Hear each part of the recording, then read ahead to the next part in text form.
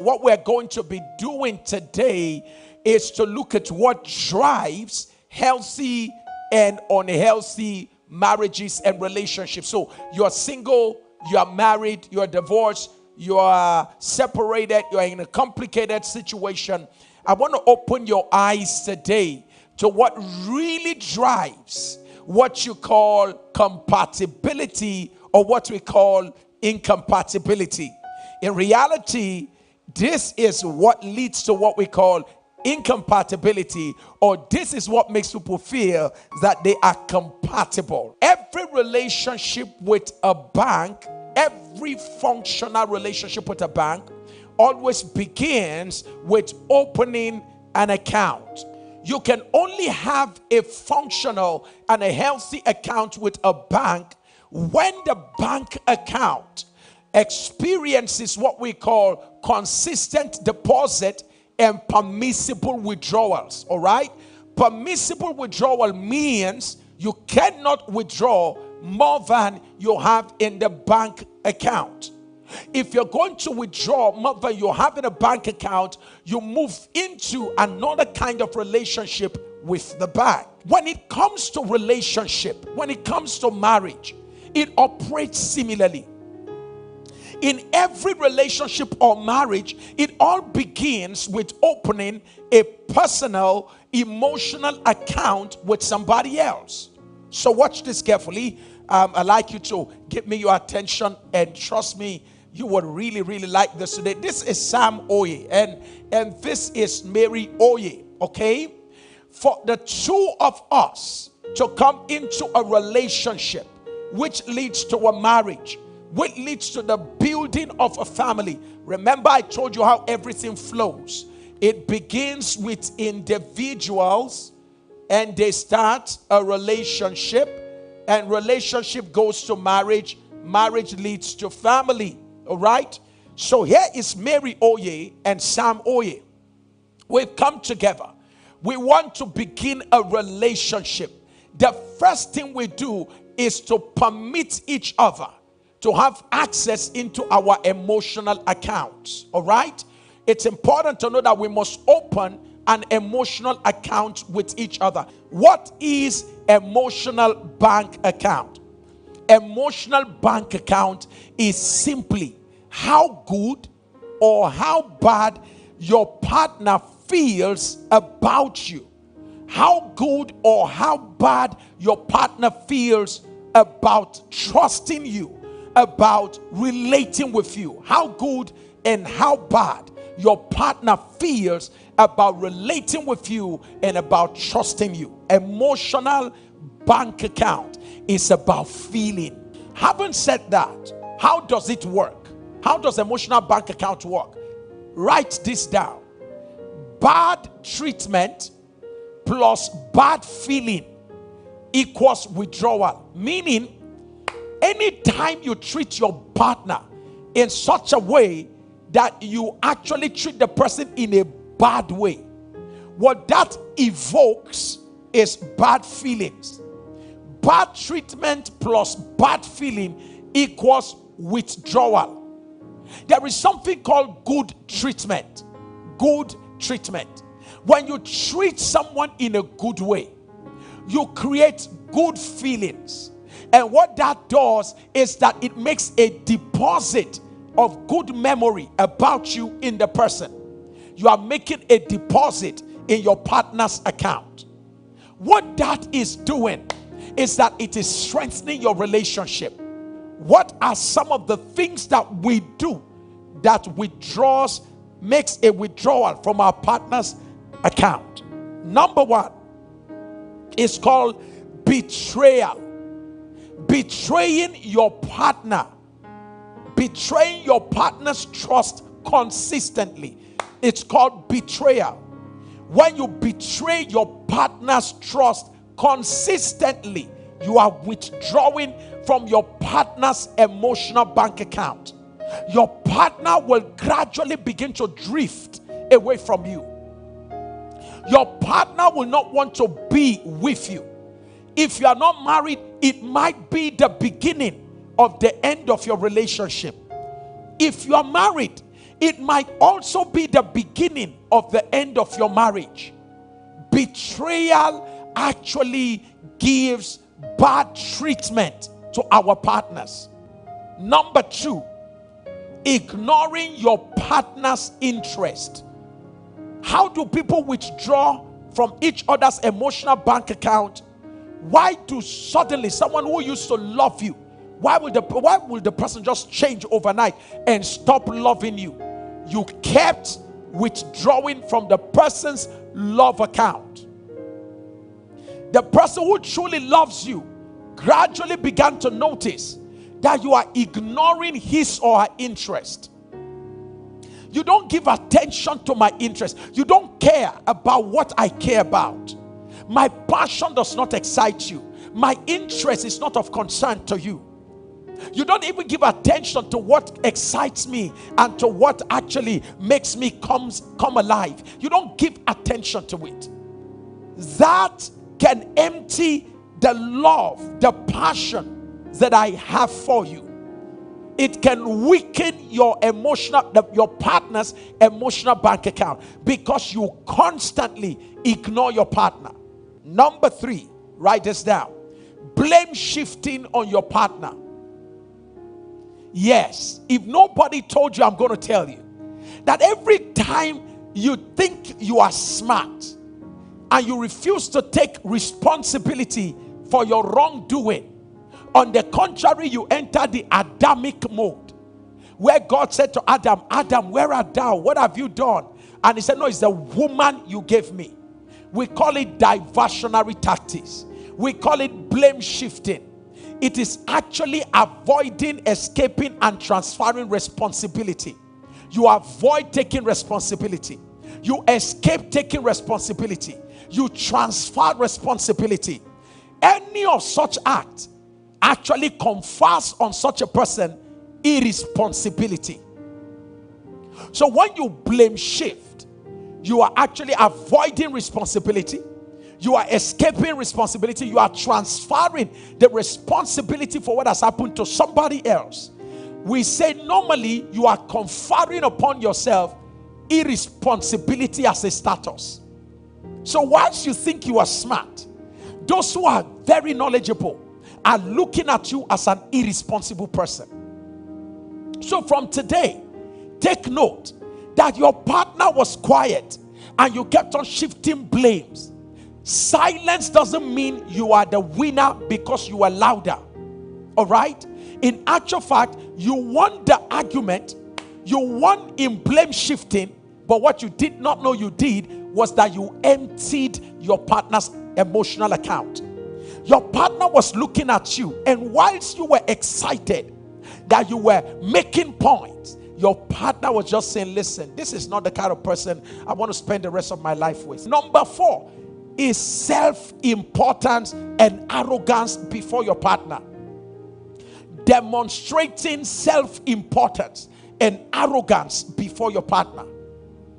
When you act in a proud, unteachable, inflexible, rigid, uncorrectable, and demonstrate the unwillingness to get feedback, when you demonstrate such high level of self-importance, when you demonstrate such high level of ignorance or arrogance, what that does is that it makes a withdrawal from your partner's account. Your partner just said, this is not the kind of person I should spend my life with. I shouldn't be having a conversation with this kind of person.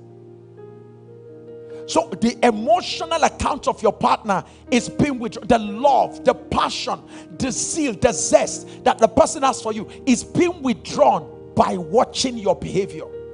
It's important for you to understand that when you act in such a manner whereby you demonstrate self-importance, you are destroying your relationship. You make your partner feel criticized and contempt. You demonstrate contempt before your partner. Disloyalty to your partner. When you act in a disloyal way to your partner, you are making a withdrawal. When you are not faithful to your vows, you are not faithful to your promise, in the absence of your partner, when you are in America, you are in London, when your partner is not there, that lack of commitment to the promise you made, the vow you made to your partner, in the absence of your partner, is a disloyal tendency. It is unfaithfulness to your vows and your promise. And such, when discovered, makes a withdrawal from your partner's emotional bank account. Such relationships don't remain the same because of affairs, infidelity, cheating, betrayal, adultery, and the rest of that. Dishonoring and disrespecting your partner, privately or publicly. Dishonoring or disrespecting your partner, privately or publicly. Hey, please, can we talk? You cannot be dishonoring your man or your woman publicly or privately. You cannot disrespect your partner privately or publicly and expect the person to come out in love and show you love and sing Johnny man, Johnny come on.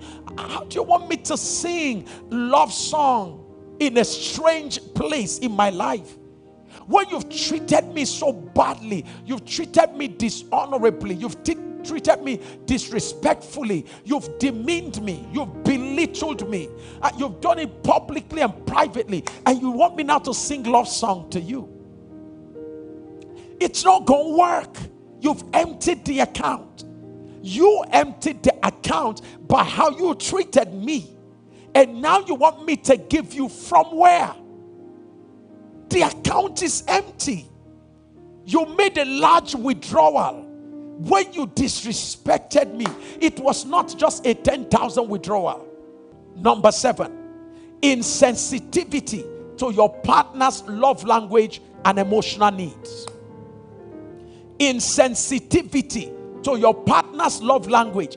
You don't care whether your partner's love language is affirmation, physical touch, giving of gifts, quality time, physical touch. It doesn't matter to you. You don't care. What's all this? What's all this rubbish? You know, I don't care about all this. What's all this physical love, touch? I don't care about all that. Hey, sir, you cannot act like that and expect to get the best from your partner. You cannot be insensitive to your partner's love language. First, you need to know your own love language. How do you receive love so you don't frustrate your partner and expect them to love you in a way you don't even know how you should be loved? First, know your love language. Lastly, when you avoid confronting and resolving conflict with your partner, whenever there are issues for us to talk about, and there's no need, let's just move on. You always evade talking about difficult issues. You don't like us to talk about conflict related issue. Let's avoid it. Let's bury it. Let's repress it. Let's suppress it. No, don't worry. It's okay. It's nothing anymore. I'm already gone. You are not gone anywhere. 5 weeks down the line, you are still making reference to it. And the partner feels so. Wow. Amazing. Interesting. What a good time we had yesterday. And I'm sure that, okay, so I guess we are all connected now. I wasn't hearing myself. Well, that was just a little recap of what happened yesterday. Welcome to the Relationship Masterclass. My name is Sam Wade. It absolutely gladdens my heart to connect with you today, particularly because we're going to be talking about EBA. In my country, Nigeria, if you come from the western part of my country, Nigeria here, when you see the word EBA, it reminds us of something we call EBA. You know, so, well, just don't try to know what that is. It's a kind of meal we take in my country. So the Western people take lots of that in my country. Today, we're not talking about EBA. Today, we're talking about emotional bank account. You all have bank accounts. I'm sure if you're an adult, you cannot do these days without a bank account. A bank account is a relationship account that does exist between you and a bank. And it is on the premise of that you make withdrawals and deposits. And we've been able to establish some basic facts yesterday that you cannot withdraw more than you have deposited. Otherwise, you will either be told you've overdrawn your account, or you have to enter into a different kind of relationship that allows you to make that kind of withdrawal if you do not have such money in your account. They go from overdraft to loans and the rest of that. Well, in every relationship too, you do not begin a relationship with anybody without actually entering into what to call, or establishing what we call, an emotional account. We all connect emotionally before we begin to relate physically. We first connect emotionally before we begin to relate physically. If I don't connect with you, I cannot go with you. Can two walk together except they be agreed? In the same vein, in marriage, two cannot begin a relationship which leads to marriage, which leads to setting up a family. Two individuals cannot begin a relationship until the two individuals finds a point of emotional connection. Write that down. Journeys into relationships don't begin until we both find a point of emotional connection where we feel good about each other. Two, where we feel safe to go on with each other, where we feel that we trust each other enough to begin a lifetime journey together. Having stated all of that as the premise for relationship, it is therefore critical for us to understand that if emotions brings us together, it is therefore critical that we give attention to servicing that emotional account. If we do not continue to service that emotional bank account, over time, we may begin to withdraw from each other's account by how we behave. So much so that the woman who came into relationship with me with $1 million love, $1 million love, I didn't know that every time that I act in a particular way, maybe I dishonor her, I treat her so badly. Don't forget that bad treatment creates bad feelings, and where you have bad treatment and bad feelings, what has taken place is a withdrawal. So I treat a woman who came full. She came full into my life. She came to spend the rest of her life with me. She told her family she was going to live with me for the rest of her life. Her father told her not to marry me. She said no. Her mother told her she's scared about me. My wife said no. And then her siblings said, no, I don't think this guy is the one you should marry. She defied all of them, and she married you because she had her heart filled with love for you. She had $1 million love on the inside. She came into your life full of love. But every day, through your behavior, she began to leak. She began to leak. Your attitude began to cause a withdrawal. In the first day, it was a slight comment you made that she didn't expect, and that made a $10 withdrawal from the $1 million with investment of love that she had at the beginning of the relationship. Now you do not have $1 million love anymore. You have thousands of it. And then there was this day you did the big one that really shocked her, and before you say 100,000 left the account. You see, I'm using this metaphor to give you how love leaks. I'm trying to use this to let you know how our emotional bank account becomes depleted. How all of a sudden the man that said, I will die for you, I will climb the highest mountain for you, I will travel the longest river for you, I will go through the thickest jungle for you, I will meet death if necessary, I don't give a damn to what obstacle. A man who said all of that, and the next day you're seeing him, you're meeting in a court, and it doesn't even want to look at you again. You can't even believe that this is the same man you once loved. This was the same man that would damn any consequence for your sake. What happened? How did we go from an emotion full of love, an emotion full of excitement for each other, to that which is now filled with hate for each other? So much so that we meet each other in the court now, and we wish each other dead. We become vicious in the court. We lie. We say all kinds of demeaning things at each other, like we've never known each other. How did we go from there to here? If you've never been a part of a court proceeding, you better try to be. Sometimes when couples are going to court, just go to the court and just sit down and watch, and try to look back at when these individuals walk to the altar.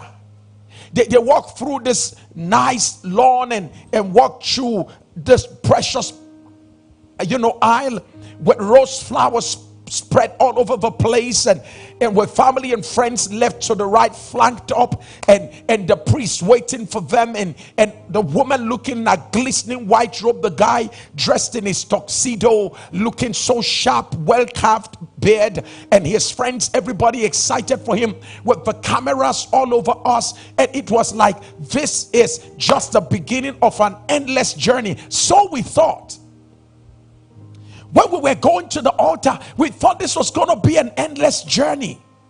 How did we go from 6 months ago, when we all said I do, to 6 months after, 6 years after, to now saying 17 years after, 25 years after, 32 years after? How did we go from I will die for you, I will be there for you, to where we find ourselves now, where, hey, I don't want to see you again? To the point now that we go online and we're writing against each other, sending messages to each other using social media. This world, sometimes you meet some people that pretend to be nice people, but you never know that they are just wolves dressed up in sheep clothing. Now this is, you are actually sending a message every morning. So you wake up, your mind is now filled with how to send message, perhaps to a man who is not even reading it. And now we start monitoring each other on social media, hoping and praying that one day you will stumble on his social media and here he is dead. The sad part of it is that whilst you are watching the social media page, hoping that this wicked man and wicked woman who treated me like this, whilst you are hoping you will hear one day that such a person is dead, you get on her page, she is now the new director. People are sending congratulations to her. She's a new director of this multinational. Whilst you are also hoping that he be dead, you just got to know that he's just unveiling his latest Lamborghini. Now your whole world comes crashing down. Your blood pressure begins to rise, because you're wondering why God, you even become angry at God. Why will God allow such a man who treated me so badly to be having good life? I thought God would have killed him by now. Where? God is not a man. That's the bottom line. But how did we get here? How did we go from loving and caring and being nice to each other? How did we descend to this abysmal low?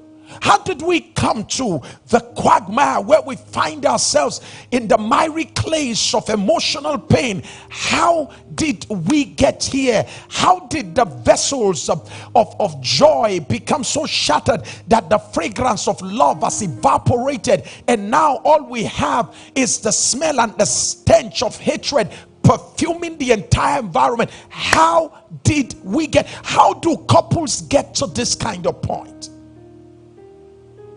Follow me. I want to talk with you today.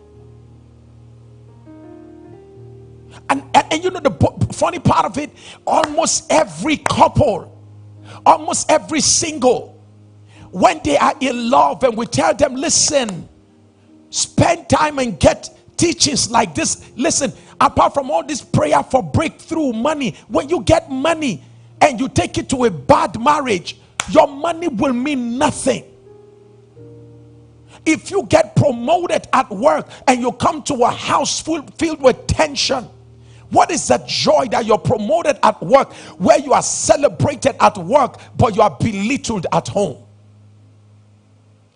It is so sad to realize that sometimes when you're telling people give attention to relationship teachings, oh no, I want a breakthrough. Now you get the breakthrough and you are in a breakdown in a marriage.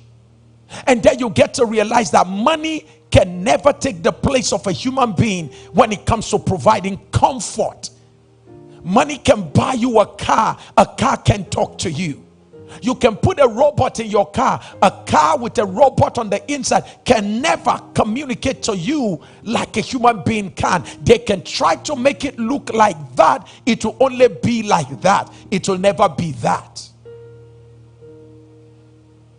You can sleep with millions of dollars right around your bed, but they never provide you with the kind of comfort that the beautiful hands of our eternal God stretch through the hands of a man or woman around you. That money can provide such. In all of its metaphorical description, in all of its hyperbolic description, money can never be man. Money can never be a woman. Diamonds and golds and trinkets and big houses with swimming pools and saunas and all the bathtubs, none of them can play the role of a person in your life. Therefore, it's important that you give attention to this kind of teachings. And I'm so glad that you took the time out after your busy day's work, or just whilst you're still at work, you're sneaking time out to listen to this. Whatever the situation is, I thank you for caring enough about your future to listen to a teaching like this. I will, however, require of you to be kind to others who perhaps don't even know about anything like this going on. And you belong to the same group with them on WhatsApp. You belong to the same Telegram group. Why don't you copy the link now and just share it with them? Because what I'm about to tell you today, like yesterday, will be so informative and restorative. So would you take this moment, go ahead and share the video with your friends, and trust me, we are in for a very special ride today. When it comes to emotional bank account, like we said, it is all about treatment and feelings. How you treat your partner, how your partner feels, whether that will be considered as a deposit. Deposit means good memory. Whether the person will consider that as a good memory or a bad memory. Bad treatment creates bad feelings, which leads to withdrawal. What that means is that account has just been debited. The way you treated me has just made me, who used to love you, to suddenly begin to question the love that I have for you. The way you treated me is now beginning to make me, who came with all of my life to love you, to say, I don't think this guy or this woman deserves all of me. The way you treat me would begin to make me to say, wait a minute, is this the kind of person I can lean on? Is this a person I want to rest my life on? It's all about treatment, feelings, and interpretation. Come on. I thought that's a good thing I just said right there. Now take note of it again. It's all about what? Treatment, feelings, and interpretations. How you treated me, how I felt about it, and how I interpreted it. And yes, the interpretation can be wrong, but it's based on how I felt. And how I felt was based on how you treated me. How you treated me may not be something you thought about. It may be something you did unplanned. But that's what it has created, a bad feeling. And that feeling has led to bad interpretation. Bad interpretation has led to a withdrawal from my emotional account towards you. if that kind of treatment continues, my emotional account will begin to read low, meaning my love for you, my excitement about you will begin to go down. My desire to be with you will begin to go down, because the emotional bank account is running low. Why? Somebody is making heavy withdrawals. On a daily basis, somebody's pulling out in thousands through bad behavior. Deal breakers, attitude that constitute deal breakers. You cheated on your partner. That is not a 10,000 withdrawal. That is almost $1 million withdrawal. So before you know, your partner's emotions towards you runs totally low. So we say here, please take note carefully, that when it comes to emotional bank account, 3 things are to be considered. Number 1, treatment. Number 2, feelings. Number 3, interpretation. Bad treatment leads to bad feelings, which creates wrong interpretation. And wrong interpretation, once I conclude that this is what this person is doing to me, once that conclusion is reached, a withdrawal takes place from my account. I no longer trust this person. I no longer want to give my all to this person. It all begins with treatment. Can you see how we treat each other matters? Here's what I want to say. Can you see how we need to become more intentional about how we treat each other? Because sometimes the treatment we meet to each other are not treatments that we are consciously aware of the fact that it is causing bad feelings. That is why feedback will help you. If your partner keeps mentioning one thing, that you are hurting me with this, it is a feedback. Don't take it for granted.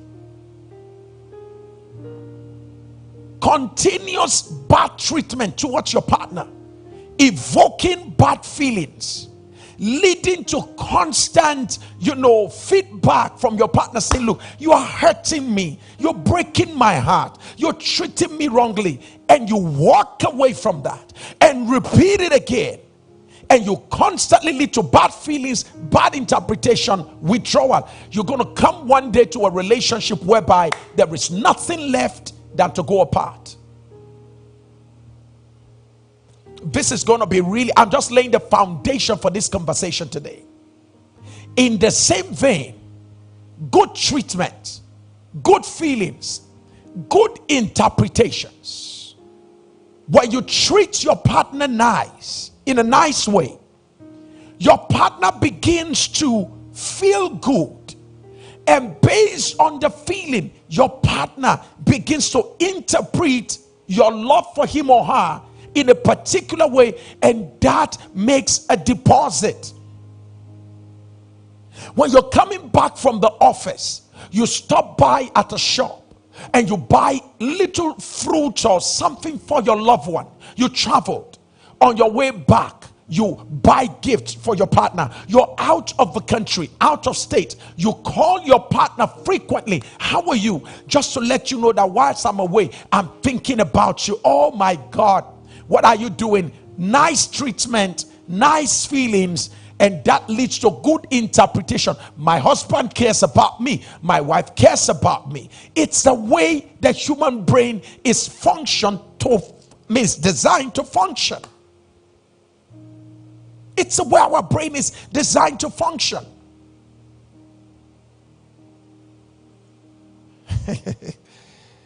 All right. So let's go this way, and I hope you will be able to catch this up today. We've been able to talk about what leads to withdrawals yesterday. We talked about all of that. Betraying your partner's trust consistently, ignoring your partner's interest. We talked about blame shifting on partner. We talked about self-importance and arrogance. We talked about that yesterday. Disloyalty to your partner. We talked about dishonoring and disrespecting your partner. We talked about that yesterday. Insensitivity to your partner's love language and emotional needs. We talked about that yesterday. We also talked about avoiding the need to confront issues that we should deal with. We don't talk about it. We gloss it over. Such kind of issues too don't help. Today, let's take it further today. How do we make deposits that makes relationships to become very rich? How do we make deposits that makes relationships to become very rich? It's time to call your friends and tell them to join us now. Number one, I'm going to share with you practical things that you can do that will make your relationship to become very rich, that will make you to begin to make deposits into your partner's emotional account, making the person feel well treated, making the person have good feelings, and making the person have the right interpretation of your relationship. What are some of the things that you need to do? Number one, demonstrate constantly practical care. Demonstrate practical care consistently. It may not be natural to you. You may be the kind of person who is always just thinking about yourself. The world revolves around you. The only person that deserves to be cared about in this world is you. If there's no light when you need it, the whole world must shut down to provide you with light. But if there is no light when everybody needs it, it doesn't matter, they can endure. It is so amazing to realize that what you can take, you're willing to give others. When you are hungry, the whole house must shut down. But when your partner is hungry, it doesn't really matter. All of that has to change. Self-focus, self-centeredness, self-aggrandizement, self-satisfaction. Everything is about self. On the throne of your heart, nothing sits there but yourself. See, the truth of the matter is, when you get married, you don't think about self alone. Babies think about self. Matured adults think about others. The proof that you are not a baby adult, the proof of it is that you are other-centric. You are other-focused. You are thinking constantly about the person you want to marry. How is she doing? How is she feeling? How is he doing? How was his day? What did he go through? You are other-centric. I told you today is going to be remarkable. So just reach, I'm telling you to please help us rescue families. Reach out and invite as many as you can. Be other-centric. It's a proof of maturity that when you find something good, you are not consuming it by yourself for yourself, but you are thinking about the other person. What can I do to add value to her? Demonstrate practical care. Be compassionate. Be compassionate towards your partner. Let what she feels affect you. Let what he is going through become your concern. Be empathetic. Walk in the shoes of your partner. Stop giving command and controls. When somebody is going through pain, don't stand there aloof and be saying, why don't you try something? Why don't you stand up? Stand up from your bed. Go and try to do something. No. You come alongside. How can I be of help? Can I take you to the hospital? What can we do? it is critical for you to understand that demonstrating practical care makes a deposit. Your partner doesn't forget that. It makes your partner feel good about the relationship. It also makes your partner begin to give a good interpretation to your relationship, which leads to a deposit in your partner's emotional bank account. Meaning, you are not dealing with a partner whose emotional account is running empty. That's the kind of partner that will not be thinking about leaving you. Because why would the person leave when the person is getting so much? There's so much deposit taking place. So why should I leave this kind of a relationship? Why do we make deposits? So that in times of crisis, our partners can remember good times and say, no. Because of the good times we've shared together, I won't leave my partner in the fire. I won't walk away from this man. I won't walk away from this woman. These are just trying moments. I can't walk away from this person because there's emotional deposits. But if the emotional bank account is already emptied, we are filled with bitterness and anger, resentment. Even at your death, your partner will only pretend to be sober, only but for a week or 2 or 3. Quietly, the partner will be doing Thanksgiving because of your departure. Because now at least your partner is free forever.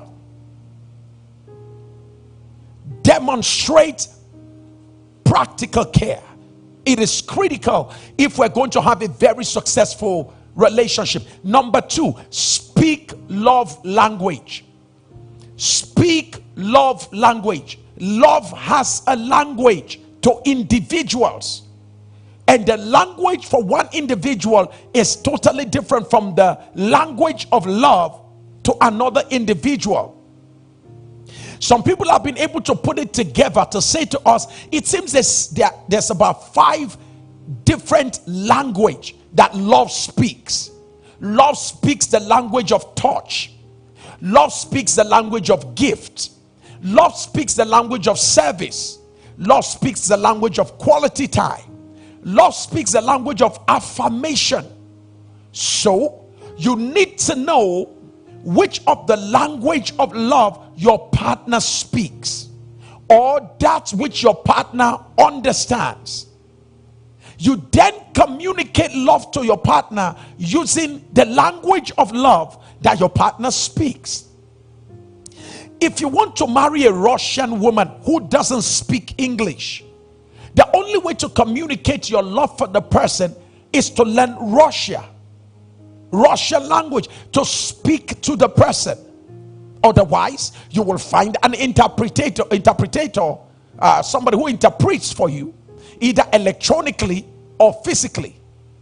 The point here is that in order to communicate and connect effectively, you must speak in a way the person can understand. Similarly, love in its language is not the same for everybody. I learned that the very hard way when we got married, and I share my story everywhere we go. If my marriage was to be divorced, was to be a divorce one, that should have happened within the first 3 months of our marriage over 19 years ago. Because here am I in the house with a woman, because I like to speak the language of the love language of gift. I like giving gift. That's how I speak love. But when you want to speak love to me, I love it when you speak love with quality time, the time you spend with me. If you spend time with me and you come with a gift, the gift becomes useful because of the time you spend with me. So here's where the matter lies. But I married a wife whose love language was act of service. Her love language was all about what you do with her, do for her. And I went to buy a gift, brought the gift and kept on the table. My wife was in the kitchen and I called out to her, I said, sweetheart, how are you doing? She said, fine, from the kitchen. I didn't get into the kitchen. And I said, guess what? I just bought something fantastic and I know you're going to like it. And my wife carefully came out of the kitchen and she said, what's it? And I showed her the gift. And I was expecting, you see, because I've watched lots of movies before. I used to watch Indian films in the 80s and early 90s. If you were in Nigeria, the movies we used to watch were Indian movies. And they were all about love. How a guy will go buy something for a lady. When he brings the gift, the girl will begin to sing. She will sing and dance and just turn around and, you know, kiss him and hug him. And so I had all those pictures in my mind. So I was expecting that now that my gift is on the table, my wife will do something, you know. So maybe like get on her knees, kiss me from my leg up, hug me, just do something, for God's sake. I mean, I was expecting my wife to do something. And I got a rude shock. My wife looked at the gift, and you know what she said? Thank you. And turned back and went into the kitchen. Now listen, when that happened, listen, I know I'm born again. I was born again. At that time I was born again. But listen to me. At that moment I felt I should have gotten a gun, because at that moment I could have committed some murderous act. Because what in the world did you just do? This is not just a gift. This is my ancestors collected together, 4 generations, showing you that through me, for the first time, they found a man in this bloodline that can care so much about a woman. And you treat it like that? But here's where the game lies. Thank God I did not react. What I did was to quietly begin to make a research. I said to myself, why would my wife do this? Then I stumbled on a research called gender dialect. And I got to realize that the reason my wife reacted that day, that way, was because she was expecting me, when I got home, to keep the gift on the table, come into the kitchen, identify with her, and then from the kitchen, take her out and show her what I bought. See, the inability to identify with her love language made her not to also see and understand the communication of love from me. That could have led to what we call irreconcilable difference. But now I realize it was basic ignorance powering that difference. Thank God for knowledge that bridged the gap. And now I know better. And now I do better. Maya Angelou said, if you know better, you will do better. So follow me carefully. If you want to make deposit into your partner's love account, so much deposit, learn your partner's love language. Know your own. How do you receive love? Is it through quality time? Is it through physical touch? Is it through words of affirmation? Is it through the giving of gifts? How do you receive love? 2, how do you give love? Understand these 2. Communicate it to your partner. Understand how your partner receives love. Understand how your partner also communicates love. Make sure the 2 of you understand each other or one another. On that premise, you both focus on communicating love to each other based on how your partner wants to be loved. You don't love your partner how you want to love or how you want to be loved. You love your partner how your partner wants to be loved. That makes your partner feels properly treated. Listen to me. If I come to a restaurant where they have variety of rice, you know, they have jollof rice, fried rice, white rice, Chinese rice, Listen, you don't just say, hey, what you want to eat? And as you heard me use the word rice, and you just walked away from there, and you want to bring me the kind of rice that you like. Now listen, I don't care to know how long it took you to prepare that rice. I don't care to know what sacrifice you made to get that rice prepared for me. The truth of the matter is, I will not appreciate the rice you brought, even though it cost you so much, because it's not the kind of rice that I want. In essence, you serve me rice not as you want, but as I want. In the same vein, you love me as I want to be loved, not as you like to love. If you love me like you like to love, it is not a sacrifice, it is convenience. It's what you love after all. So you just give me what you love. It is sacrifice when you love me the way I want to love, even though it's not convenient for you. I see that we're getting deeper now. Please trust me, I'm just laying the foundation. I'm moving in. We're just in number 2, and I have 6 more to share with you.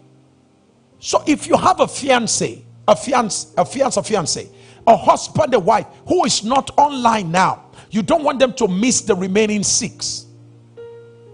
You have a marriage counselor in your church, you don't want them to miss out on this, so that they don't wrongly inform young people. You have a colleague in the office who is going through marital challenges, send them a text, tell them, I think I found the answer to your problem. Tell them to watch now. Listen to me. Learn to know what your partner's love language is. You've never read about love language. It powers relationships.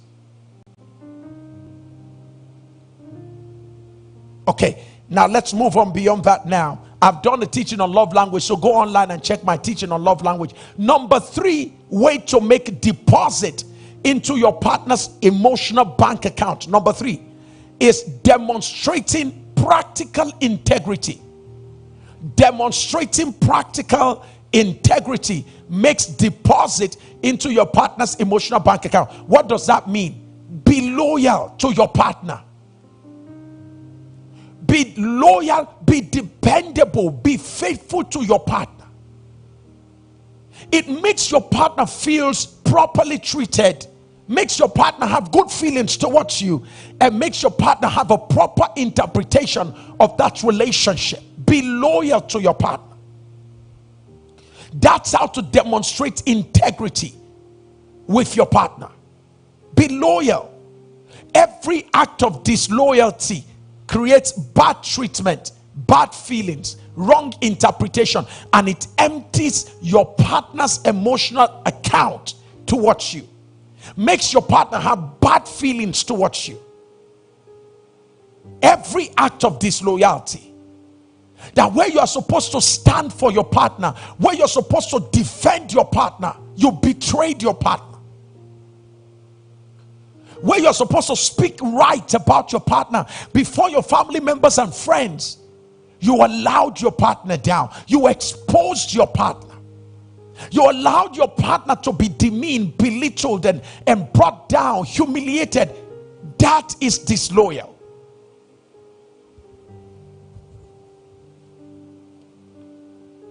That is disloyal.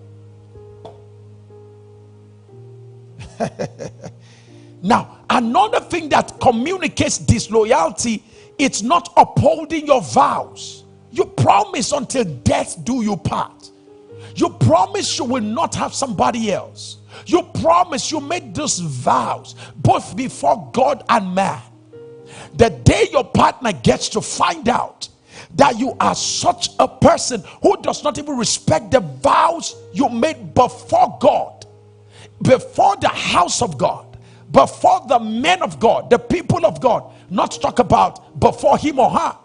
The day your partner finds out that you are not such a person who is demonstrating practical integrity, it empties your partner's emotional bank account.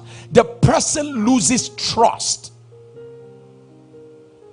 And trust is the glue that holds a relationship together through the times of adversity. Oh, you want me to say that again? Trust is the glue that holds relationships together through the times of adversity. So it's critical that you uphold your vows. And for those of us who are men, trust me, sir, I know it's not easy. It's not, sir. Sir, let's talk, bros. Uncle, please let me talk with you, sir. My younger brother, look, bros. If you are younger than I am, just bros, let me talk to you. But if you are older than I am, uncle, if you are my colleague, brother, make we talk. Listen carefully. We are living in challenging times. Pastor Sam too knows it. So don't think, oh, pastor, you don't even understand what we are going through. You know, you are a man of God. You people are not going through temptation. Who said that to you? Okay, so let me give you an idea of what I go through, so that you can know that we're all going through it together, sir. Okay, so I'm in my office. Okay, sorry, I went to preach. I was on my way back from preaching in the neighboring state, and we're just about 45 minutes to my city. And then I got a text message, and the text message reads, "Hello, sir, I need to talk with you." And I said, "Pastor, who talks with people?" I said, "No problem." And all of a sudden the conversation changes, and the next thing the person was saying was, "How can I come to see you? I want to be with you." At that point I said, "What does this mean?"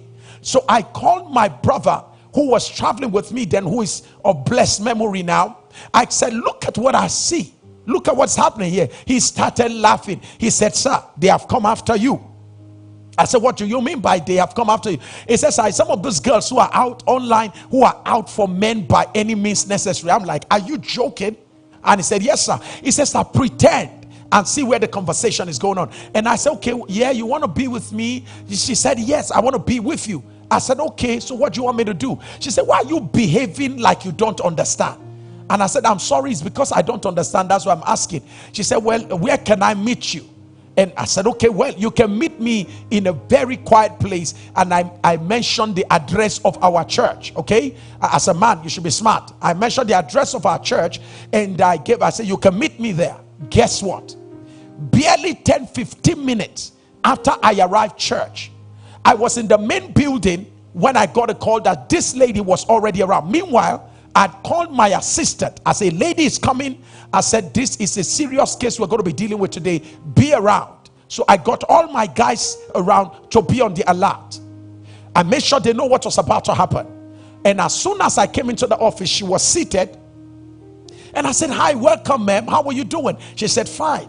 I said, "Yes, you are the one that said you want to talk with me." I said, "So what's your mission?" That was the question I asked. I said, "What's your mission?" And guess what? She pulled up a bag and pulled out a condom in my office and handed me a condom. Now listen, part of my training is to be emotionally stable even in the midst of crisis. I wanted to react, but something said, "Calm down." So I collected it from her, and I went quickly. I quickly remembered the training that one of my mentors gave me. He said, "When you are dealing with the opposite sex, always stand behind the desk." So I quickly remembered, and I went behind the desk. As I turned my back to go behind the desk, before I would turn, she was completely naked. She came with a gown. She took the gown up, and now here was a naked lady in my office. And I said, "What are you doing?" I said, "Please, can you be dressed up?" And I quickly called my assistant. I said, "Come inside." So she was shocked. And to cut a long story short, she gave her life to Christ that day with tears running down her eyes. I said, "Why are you doing this?" She said she's doing all of this just to raise money so that she can learn cosmetology, hairdressing. She wants to make people beautiful. I said, "Is that why you want to do that?" My wife got on board, and we sent her to the best cosmetology center in our city, and she has learned cosmetology. She joined our church, and she's serving in the church. So don't think I don't understand what goes on. I'm in my house, and then I got a message from somebody on Instagram, and the person said, "Pastor, I need to speak with you." and please, can I speak with you on WhatsApp? And I say, yes, why not? I send the person my number. I've become wiser. I sent the person my number, and the next thing I got was a video call. And I was new to WhatsApp. As soon as I clicked, here was a lady naked in her bathroom, and had to get my wife's attention. So I understand. And I also want the women out there to know that men are under severe attacks. Please, women, you know, for you as a woman, what you don't know about men is that men are visually stimulated. Two, men think about sex constantly every day. So here's a problem. A man naturally thinks about sex. Number two, we now have a world that is very sexual. You are watching an advert, but somebody's trying to advertise a bank, and it's her laps we are seeing. Which one are we to patronize, the bank or the laps? Somebody's about to market a car, and the next thing the person is showing us are cleavages. I mean, literally like cleavages. And the question is, which are we buying, the car or the cleavage? Now, for you women, it is okay. For us men, that is dangerous. Imagine a situation whereby a man is married to a woman who does not sexually satisfy him. We turn on our Instagram, women are twerking. We turn on Facebook, women are just displaying. You go on your Gmail, here are women by the side telling you they are available for sex. Chat rooms all over the place. The world has become sexual. It therefore becomes necessary that couples take care of themselves, and that women understand the world that men are in now. The men are not just in a world where the women are going that aggressive. Women have taken it to another level in my country. They have now gone into diabolic means. They employ satanic and diabolic means to get men into their traps. Women spend as much as $1 million to get a little bottle of perfume from a witch doctor, so that she can hoodwink, seduce, confuse, manipulate a man into her trap. That is how bad it's gotten. It is therefore important that men understand that this is how bad it is. Women know how bad it is, and we learn to take care of each other. So demonstrate practical care. Men, care for your wives. Women too are exposed to men who are throwing money at them. Men who are ready to buy them cars, buy them houses. So please, let's all understand on both sides. We both need to show practical care to each other. We are all living in trying times.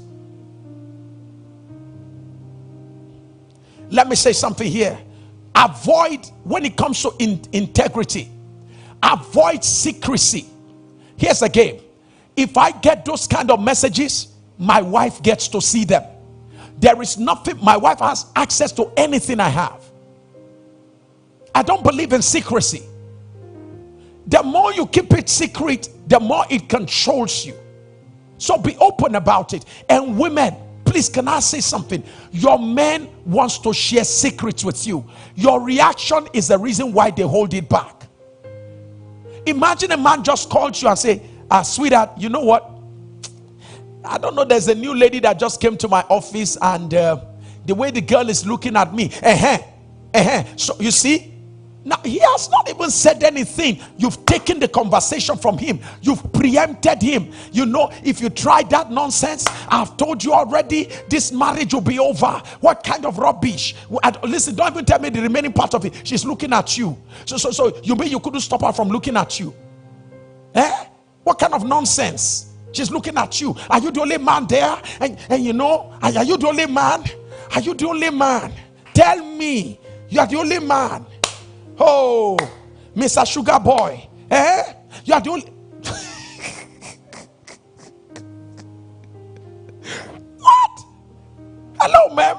This guy just talked to you about the tip, not even the tip, the T of an iceberg, and you're reacting like this, you will never get to know the depth of what such a man holds anymore. Hello, ma'am. Learn to be emotionally controlled. Learn some emotional intelligence. Have some delayed reactions. Learn to listen to a conversation to the end of it before you start making deductions or interpretations or drawing inferences. Let a man feel safe to tell you, I am tempted. Let a man feel safe to tell you, I fell, I made a mistake.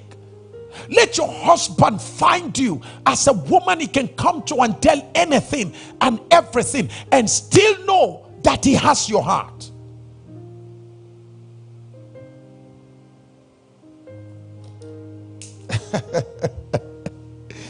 Whoa. Okay, I told you we're going to be shaking some tables today, right?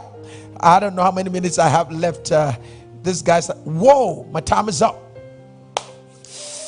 My time is up, and I'm just on number 3. Okay? And I must respect your time. So what are we going to do? I'm going to roll it over until Monday next week. And trust me, I will take it on from there. I must respect the time that we both have agreed to share with each other today. Oh, somebody's crying, saying, my God.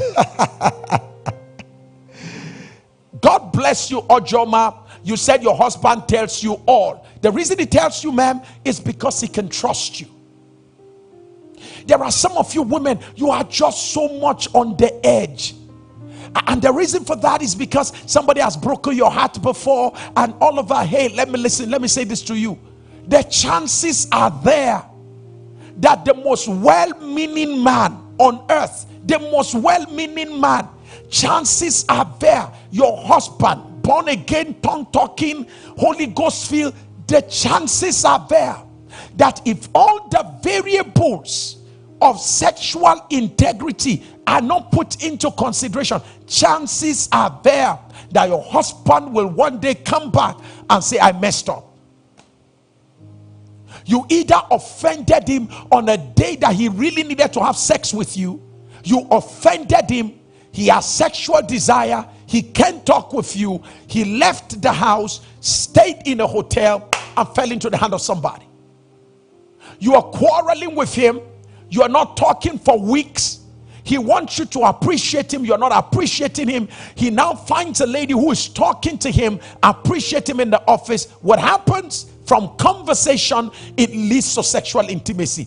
There are too many variables that act as outlets for a man to get into sexual integrity. Many men who fell into sexual acts never intended to. What they went to look for was conversation. What they went to look for was just somebody who can connect intellectually. What they went to look for was a woman who can listen. What they went to look for was somebody who can be comforting. Unfortunately, comfort led to, conversation led to, and so many other things led to the other things. As much as all of that isn't justified, the reality is that that is what happens. It therefore behoves all of us to take care of each of us. On this note, I'd like to leave you here and hope that you will take this video, play it throughout the weekend, share it with your friends, and make sure that you invite 5 couples, send it to them, and tell them we'll continue next week, Monday and Tuesday. So I will start from Monday, I will build up until Tuesday next week again. Equally, you're going to be having some very interesting and revealing encounters. I can't wait to connect with you then. But don't forget that tomorrow morning, we're going to be having the prophetic prayer hour where we pray and we talk to God about this kind of matters and ask God to keep this kind of troubles away from us. Give us grace so that we'll be able to make proper deposits into each other's emotional bank account. Tomorrow morning, I will be joined by a deep worship leader. His name is Pastor Elijah Oyelade, an anointed man of God. He came up with a song that changed this country. You hear songs like Glorious God, Excellent God, mighty man of God. He's going to be with us online tomorrow. Today we had Moses. Please, if you missed it, watch it on my page.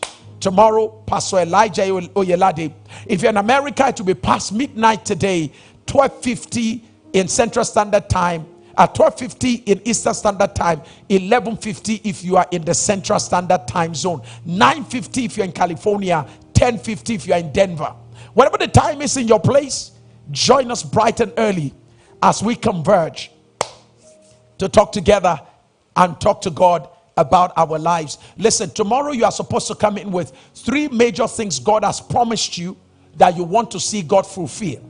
Bring it to God's presence, come with communion, and invite 5 of your friends to join us tomorrow. If you invite them, God blesses them. God will never forget you. Can I say that? You invite them, they have an encounter with God, God will never forget you. That is how it works. So quickly call 5 friends and tell them to join you tomorrow. You want to give generously, we don't charge you for this. Everything I've shared with you today, we don't charge you for it. But if you want to give generously, take advantage of the details appearing on the screen right now to make your generous gift available, made available through the account details that are made available to you now. We love you so very much. Can't wait to see you again. Somebody said, Mommy Mary is very lucky to have you, sir. I pray I settle with a Christian man more better than you. Trust me, Henrietta, you will have a better man than I am. Mommy Mary is not just lucky. Mommy Mary is hardworking and enduring. It takes the grace of God to manage people like us who are restless, who are just all over the place. So she is not the lucky one. I am the lucky one, if there's anything like lucky.